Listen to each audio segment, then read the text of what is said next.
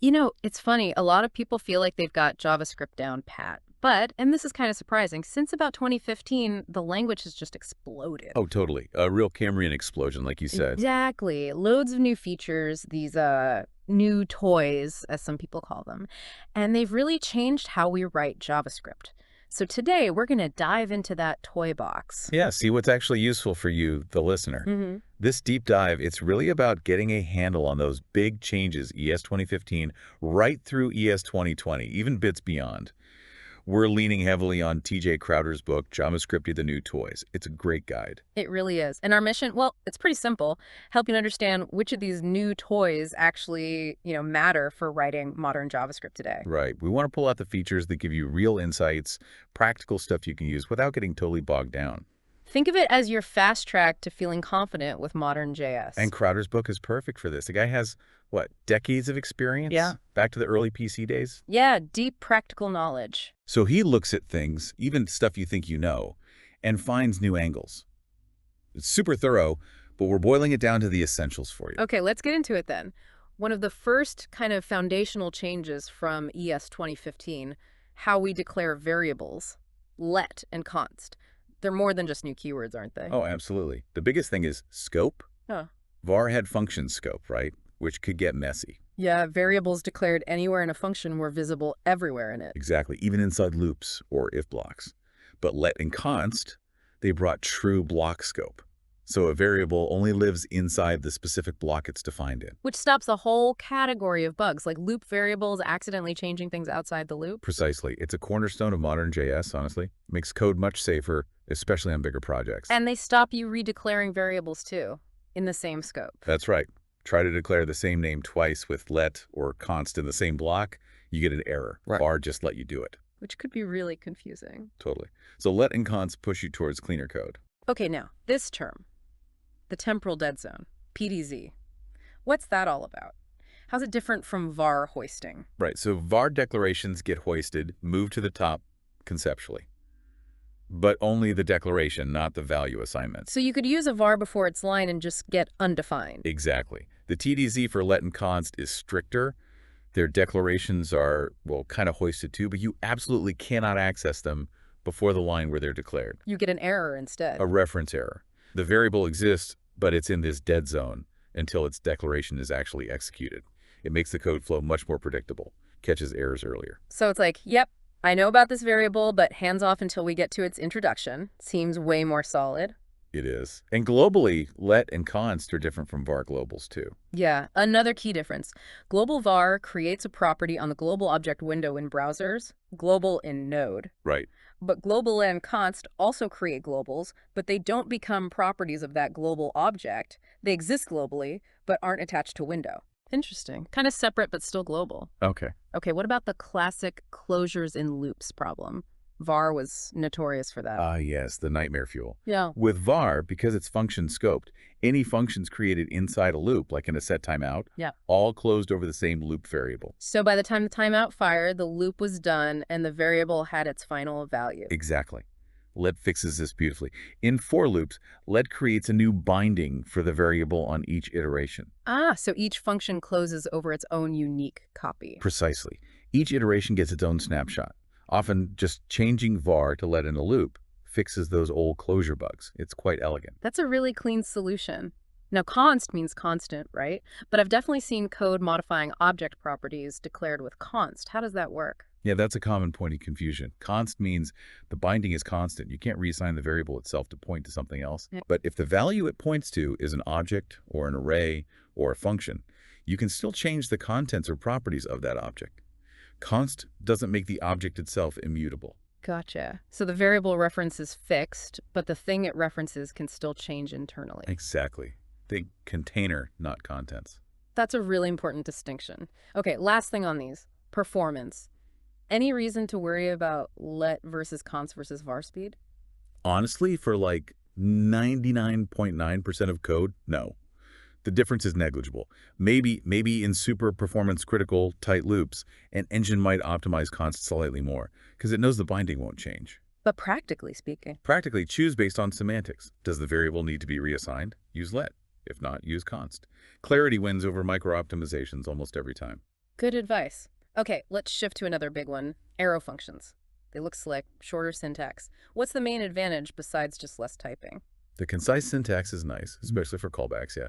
But the huge difference, the one that solves a lot of old headaches, is how they handle this. Ugh, the infamous this keyword. Right. Regular functions get their this value based on how they're called. It's dynamic, Mm-hmm. which led to all sorts of dot binds or var self this stuff. Mm. Arrow functions, they don't have their own thisus.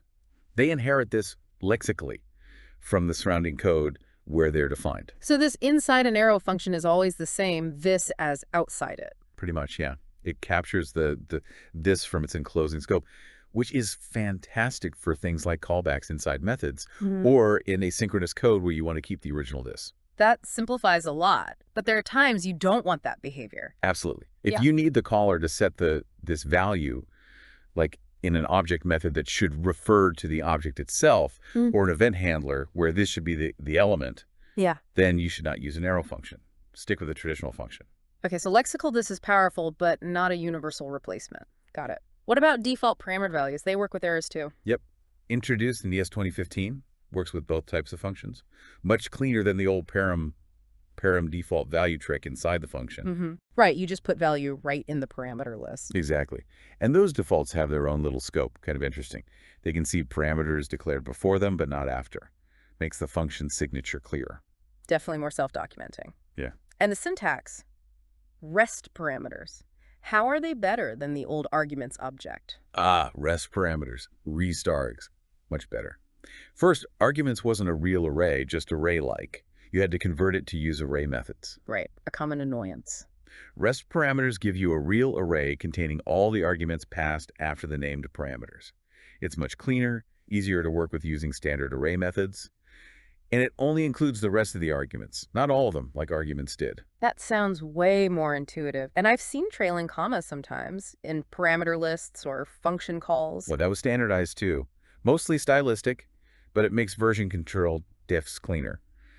If you add a new parameter at the end, you don't have to also add a comma to the previous line. Small thing, but nice for teams. And a little detail. Okay, and last point on arrows. They're often anonymous, right? But can they still show up with names and debuggers?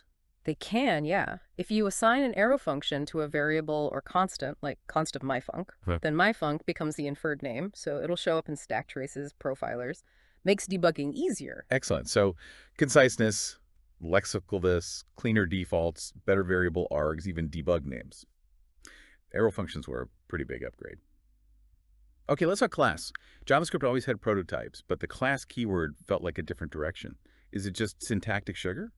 It is mostly syntactic sugar over prototypes and constructor functions, yes. But it's really significant sugar. It makes defining object blueprints and inheritance much more readable, much more familiar if you're coming from other languages like Java or C#.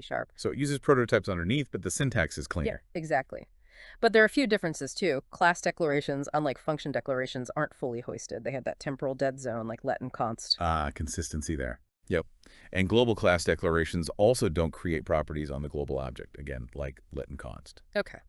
And defining methods, getters, setters inside a class looks way simpler than the old prototype.method uses function way. Oh, much cleaner. You just define them directly in the class body. Get property in. yeah. Way less verbose than messing with object.defined property on the prototype. And inheritance, extends, looks much simpler than the old patterns. Extends is a huge improvement. It clearly sets up the prototype chain between the subclass and superclass. Yep. It also handles inheriting static properties automatically, which was fiddlier before. Yeah. Less boilerplate, easier to follow. I saw something about symbol.species in the context of classes too. What does that do? Ah, symbol.species. That's a well-known symbol. It lets a subclass control what kind of object gets created by inherited methods that return new instances, like array.prototype.slice. Okay, so if I make my own superarray that extends array. Right. And you call slice on your superarray, normally you'd just get back a plain array. But by setting a static getter for symbol.species in superarray to return superarray, you can make .slice return a new superarray instead. It keeps the custom type. That's pretty powerful for custom classes, especially extending built-ins like array. Exactly. You can build really tailored structures. And there was a mention of abstract classes using new.target. How does that work? Yeah, new.target is available inside constructors. It tells you which constructor was called with new. So in a base class like shape, you could check if New dot target, trap, and throw an error. Ah, preventing someone from doing new shape. Right. Oh. Forcing it to be used only as a base class via extends. It's a way to enforce that pattern. Neat trick. And more class features are coming. Yep, things like public and private instance fields, private methods, static versions of those. They're landing, or are very close. They'll give even better encapsulation, less need for workarounds like weak maps for private data. Sounds like class, while based on prototypes, really did modernize JavaScript OO. Okay, let's switch to new features for plain objects. Computed property names and shorthand properties seem like nice syntax wins. They really are. Computed property names let you use an expression in square brackets right inside an object literal to define a property key dynamically. So instead of creating an empty object and then adding a JB key value? You can do it right in the literal, like, prefix plus ID value. Much cleaner for dynamic keys. Definitely, and shorthand properties. That's when your variable name is the same as a property name you want. Instead of name.name, you can just write name. Less repetition cleans up object literals a lot. Nice. And for merging objects, object.assign came along? Yeah, object.assign target sources. It copies innumerable own properties from source objects onto the target. It's the standard way to do a shallow merge now, better than custom extend functions. Shallow merge, right. Yeah. Copies property values or references for objects. Exactly. And related to that, we also got property spread dot inside object literals. Ah, the spread operator again? For objects? Yep. Similar to array spread, source object, new prop value. It copies all enumerable own properties from the source object into the new object literal. Great for creating slightly modified copies easily. Properties defined later in the literal win if there are clashes. That's super useful for creating new state based on old state, for example. Now, symbols, we touched on symbol.species. What's their main job? The core idea behind symbols is creating unique identifiers. Property keys and objects are usually strings, right? Or, since ES 2015, symbols. Okay. Because every symbol you create with symbol is unique, even symbol foo, you can use them as property keys to avoid naming collisions, especially useful when multiple libraries or parts of your code might add properties to the same object. Like hidden unique tags for properties. Yeah, good analogy. You create them with symbol, no new, then use bracket notation like my objjb symbol value. But, important point, they aren't for privacy. Right, not for hiding data. No, they don't show up in for.in or object.ts, but you can find them with object.getTown property symbols. So collision avoidance, not security. Got it. And there are global symbols too. Yes, using symbol.for, this checks a global registry. If a symbol for that key exists, it returns it. If not, it creates a new global symbol, registers it, and returns it. Useful for sharing symbols across different parts of an app or even different realms like iframes. Okay. And the well-known symbols, like symbol.iterator or symbol.toStringTag. Right. These are built-in symbols provided by JavaScript itself. They access hooks to customize fundamental language behaviors. Symbol.iterator defines how an object works with for.f. Symbol.toStringTag lets you customize the object.string you get from object.prototype.toString.call. So they let you tap into and modify core JavaScript operations. Exactly. Like symbol.toPrimitive lets you control how an object converts to a number or string.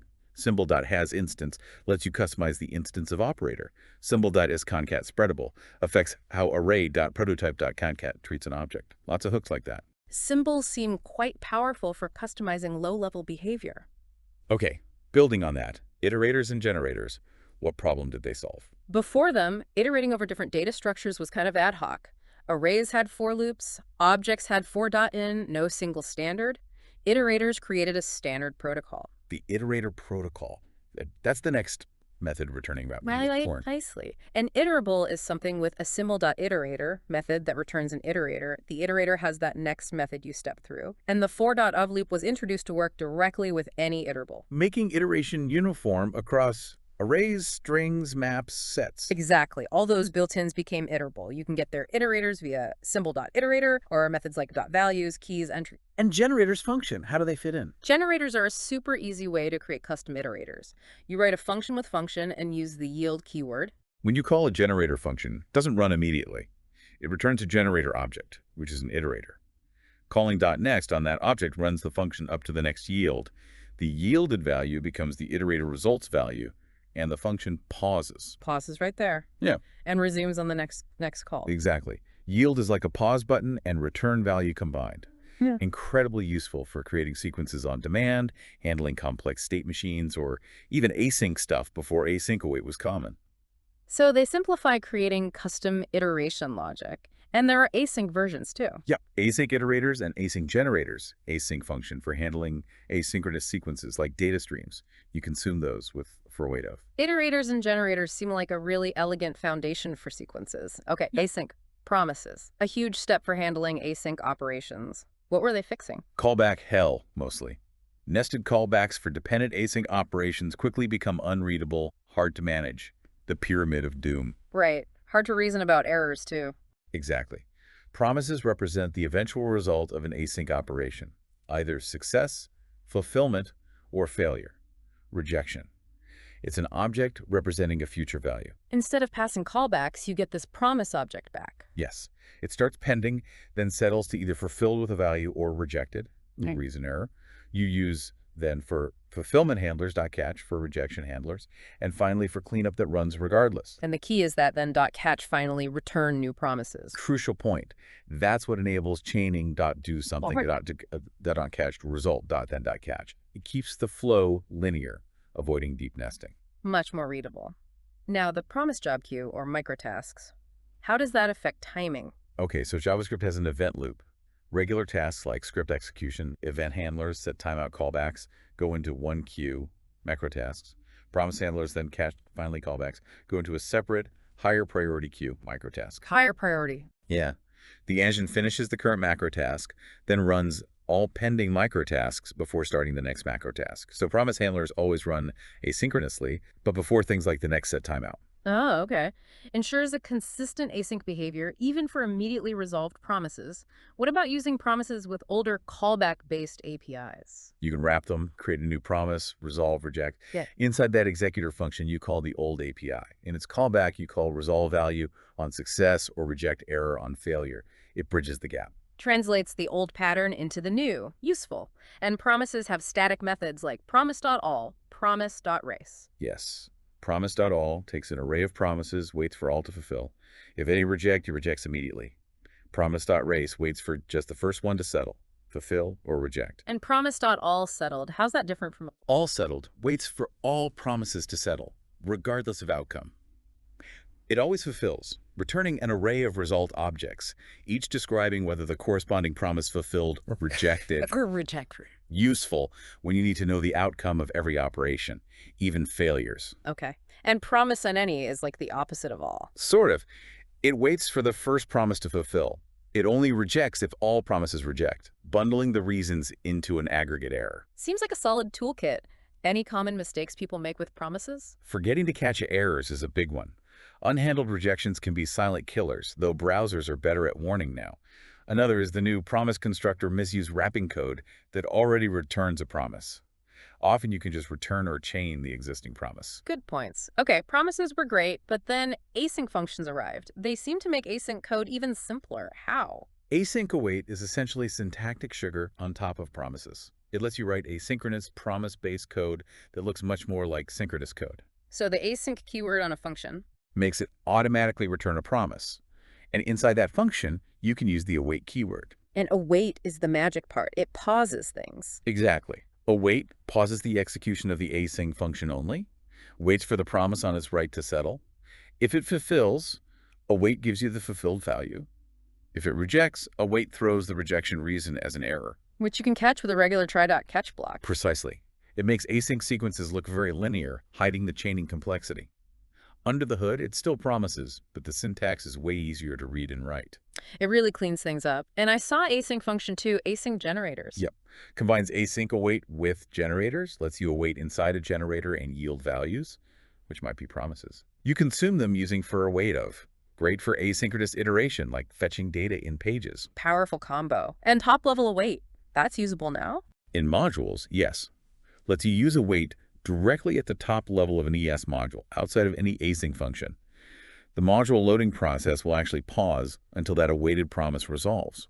Useful for things like fetching initial config before the module fully initializes. Could simplify setup code quite a bit.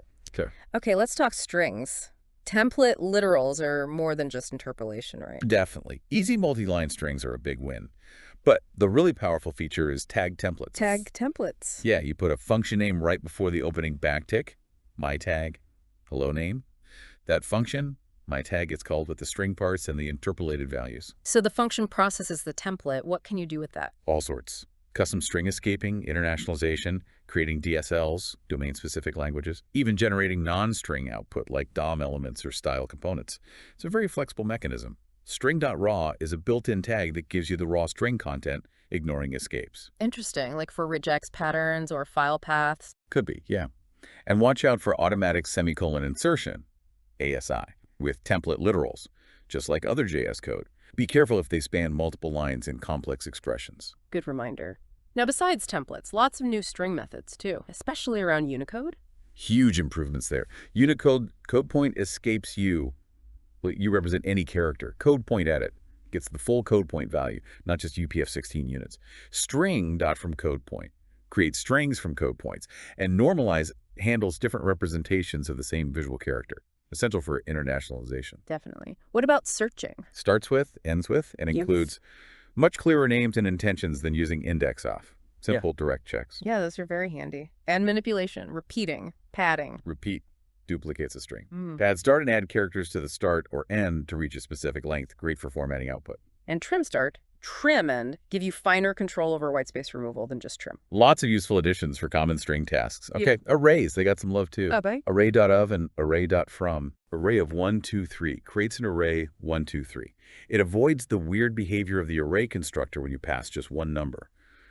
Array.from is super powerful. Creates a real array from array-like things like nodalist from the DOM or iterables. And you can take a mapping function too. Yep. Array.from iterable. Mapfn lets you convert and transform in one step. Very versatile. Useful for converting DOM collections. And arrays got keys.values, .entries, iterators too. They did, just like maps and sets. Gives you iterators for indices, values, or index value pairs, respectively. Works nicely with 4.of. And in-place changes, copy within and fill. Copy within, target start end, copies a sequence of elements within the same array. Fill, value start end, fills a section of the array with a static value. Both modify the array directly. Efficient for certain direct manipulations. And finding elements, find and find to index. Right. They take a predicate function. Find returns the first element that matches the predicate. Find index returns the index of that element. Much nicer than looping manually or just using index of. It includes for arrays. Yeah. Array.includes value.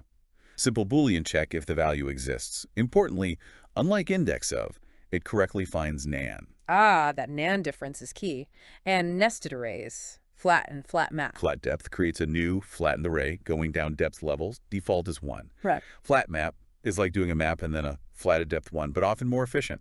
Great for simplifying nested data structures. Very handy. And sort became stable. Yes. As of ES 2019, stable sort means if elements compare as equal, their original relative order is preserved.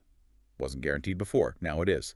More predictable sorting. Good improvement. Okay, let's get into something more specialized. Typed arrays, what are these for? Typed arrays are for working with raw binary data. Think file manipulation, network protocols, WebGL, image data.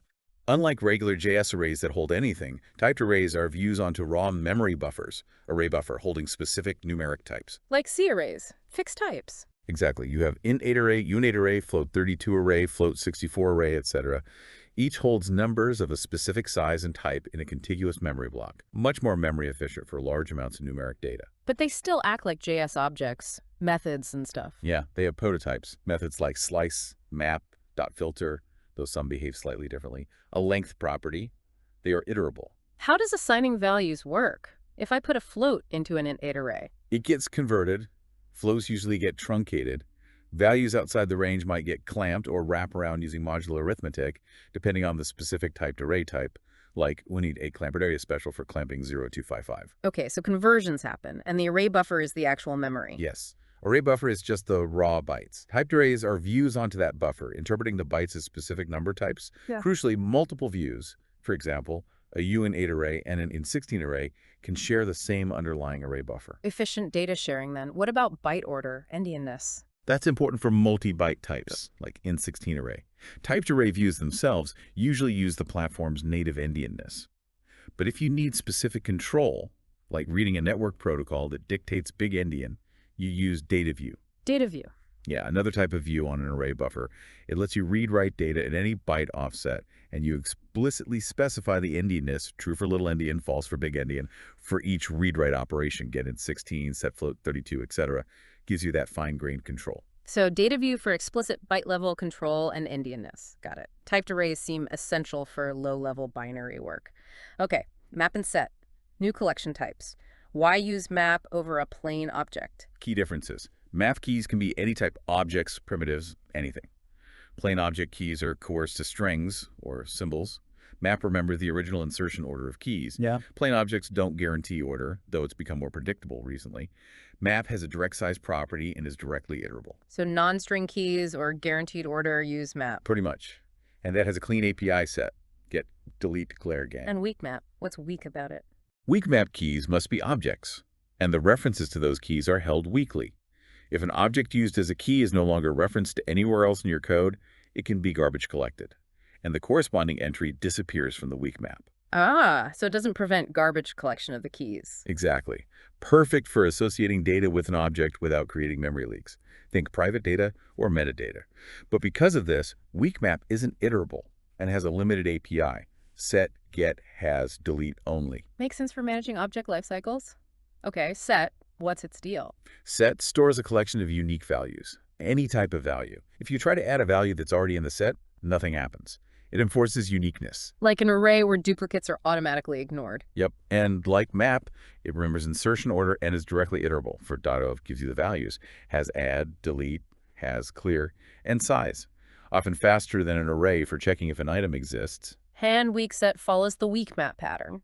Exactly. Holds objects weakly, prevents memory leaks if the object is only referenced by the weak set, not iterable. Limited API, add, has, delete. Good for tracking object usage without keeping them alive artificially. Map and set seem like really useful additions to the core collections. Now, a really fundamental change. ES modules, ESM. Why was native module support so important? Before ESM, JavaScript had no standard way to organize code across files. We had CommonJS, Node.js mostly, AMD, UMD, various non-native solutions. ESM brought a standardized import-export syntax into the language itself. Finally, a universal way. Yes. You can export variables, functions, classes, either as named exports or a single default export per module. Then you import them where needed using specific syntax for named versus default imports. And how do they work across browsers and Node? Environments handle loading. Browsers use script type module. Node.js supports ESM too. One key thing, especially emerging as standard practice, you usually need to include file extensions in your import paths, like import.utils.js. Resolution rules can differ slightly between environments. And modules load only once per realm. What's a realm? Think of a realm as a distinct global environment, like a browser tab or an iframe or a web worker. Each realm gets its own instance of a module. Importing the same module in two different tabs means it loads and runs twice, once in each isolated realm. Isolation. Good. What about loading order circular dependencies? It's a multi-stage process. Yeah. Parsing, instantiation, linking imports, exports, then evaluation, running the code. Exports have a TDZ within their module. Circular dependencies, A imports B, B imports A, are handled, but can be tricky. You might access an import before its module is fully evaluated. Best to avoid them if possible. Right. Can lead to partially initialized imports. Right. And dynamic import. Yeah, import path to module.js. It's a function call that returns a promise. Lets you load modules on demand, asynchronously. Great for code splitting, lazy loading features. The module path can even be determined at runtime. Powerful for optimization. And tree shaking, bundling. How do they relate to ESM? Bundlers like Webpack or Rollup analyze ESM's static import-export structure. Tree shaking is where the bundler figures out which exports are actually used and removes the unused code, dead code, from the final bundle. Bundling combines all your module into fewer files for efficient loading. ESM's static nature makes effective tree shaking possible. So ESM helps organize code and enables build time optimizations. Cool. Okay, advanced territory, reflect and proxy. What's reflect about? Reflect is a built-in object with static methods that mirror the fundamental low-level operations of JavaScript objects, like reflect.get, target, key, reflect.set, target, key, value, reflect.apply, func, this arg, args, reflect.constructor, args. Why have these? Don't we already have ways to do that? We do, but Reflect provides a consistent function-based API for these operations. For example, reflect.set returns a Boolean indicating success, whereas direct assignment might throw an error in strict mode or fail silently otherwise. It's often used hand-in-hand with proxies. Okay, so what are proxies then? Proxy lets you create a wrapper around an object, the target, to intercept and customize its fundamental operations. You create it with new, proxy, target. handler. Mm. The handler object contains traps. Traps. Yeah, methods like get, set, has, delete property, apply, construct. When you perform an operation on the proxy object, like reading a property, the corresponding trap function in the handler gets called first. So you can intercept reads, writes, function calls, everything. Pretty much all the fundamental object operations, like Yeah. the logging, validation, virtualization, access control. It's powerful metaprogramming. Think of it like middleware for object interactions. Wow. And you use reflect inside the traps. Often, yes. It's the standard way to forward the operation to the original target object after doing your custom logic in the trap. Reflect.get, target, key, inside the get trap, for instance. Keeps things consistent. You also need to respect proxy invariance rules about what traps can return to keep JS consistent. And you can make revocable proxies. Yes, proxy.revocable, target, handler, returns an object, proxy revoke. Calling revoke later disables the proxy entirely. Reflect and proxy seem like deep magic for controlling object behavior. Okay, regular expressions got updates too. What's new? Big one. The Unicode flag. Yeah. Makes the regex properly handle characters outside the basic multilingual plane, like many emojis, and enables Unicode code point escapes U inside the pattern. Yeah. Essential for correct Unicode matching. So U is crucial for modern text. What else? Unicode property escapes. Lets you match character categories like PScript Greek, PYG, P whitespace. Super powerful for semantic matching. Also the Y sticky flag for matching only at last index. Right, property escapes sound very useful. Yeah. Any other major additions? Named capture groups. Yay. Lets you give names to capture groups and access them via match.groups.name instead of just numbers. Much more readable. You can also back-reference them with name. Oh, that's huge for complex regexes. And look behind assertions, positive and negative look behind. Lets you check what precedes the match point without consuming characters, a long-requested feature. Finally, what about the dot? Does it match new lines now? With the sdoc flag, yes. Patterns makes dot match any character, including new lines, etc. No more sparse workarounds. And regsp.matchAll gives you an iterator for all matches in a string, including capture groups for each. Great with the global G flag. Regex has definitely got a power boost. Okay, the really deep end. Shared memory, shared array buffer, and atomics. This sounds complicated. It is. Shared array buffer, SAB, is like array buffer, but the underlying memory block can be shared between multiple threads, main thread, and web workers. Allows true parallel data access. But that sounds dangerous. Multiple threads writing to the same memory. Exactly. That's the complexity. It opens the door to race conditions and all sorts of concurrency nightmares if you're not extremely careful. Browsers even disabled SABs for a while due to security concerns, Spectre, requiring specific security headers, codec, to re-enable them now. So why add it? Performance. Performance for CPU-intensive tasks, yeah. Avoiding the cost of copying data between threads with post-message can be a big win if your algorithm benefits from direct memory sharing. But the complexity is immense. How do you manage the risks? That's where atomics comes in. Yes. Atomics provides low-level operations that are guaranteed to execute atomically uninterruptedly. Atomics.load, atomics.store, atomics.add, atomics.com compare exchange. These prevent partial reads-writes from different threads colliding. Okay, atomic primitives. It also includes atomics.wait and atomics.notify.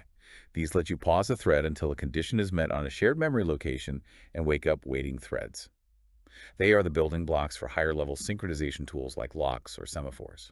Building your own locks. Sounds hard. It is very hard to get right. The book warns strongly about this. Shared memory is powerful but extremely error-prone. For most cases, sticking with post-message, especially with transferable objects to avoid copies, is much safer and simpler. Use Sabatomics only if you absolutely need the performance and really know what you're doing. A very strong caution. Got it. Okay, wrapping up some other notable toys. Bigint. New primitive type for arbitrarily large integers. Beyond number.maxf integer. Use the n suffix like 123n or bigint.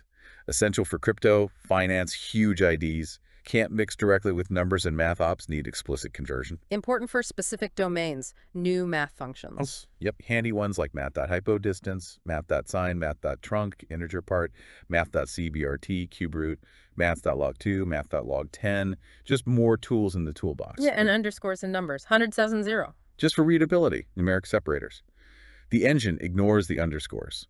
Makes long numbers much easier to parse visually. Nice little readability win. Okay, nullish coalescing and optional chaining. These seem popular. Very popular, and for good reason.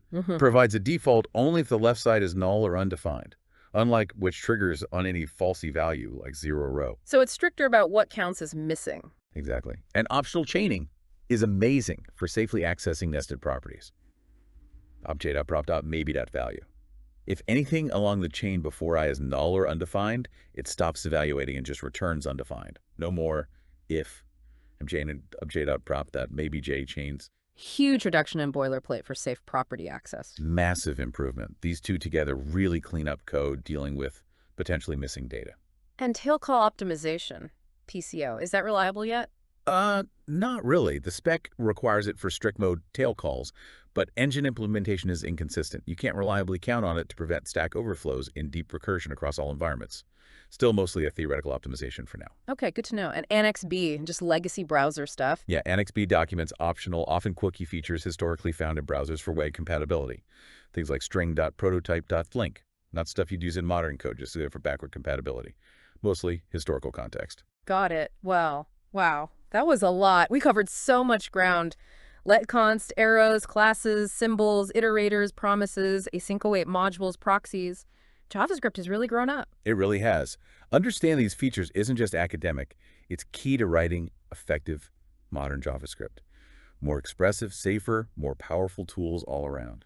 Absolutely. So for you listening, hopefully this gave you a solid map of the territory. I'd really encourage you to pick a few features that caught your eye and dig a little deeper. Think about how you could use them in your own projects or learning. Yeah, there's so much potential here. And maybe a final thought to leave you with. Yeah. Consider how this constant evolution of JavaScript itself, this collaborative process of adding new tools, empowers developers like you and shapes where the web, and maybe even computing beyond the web, is headed. Learning JavaScript is definitely a continuous journey these days.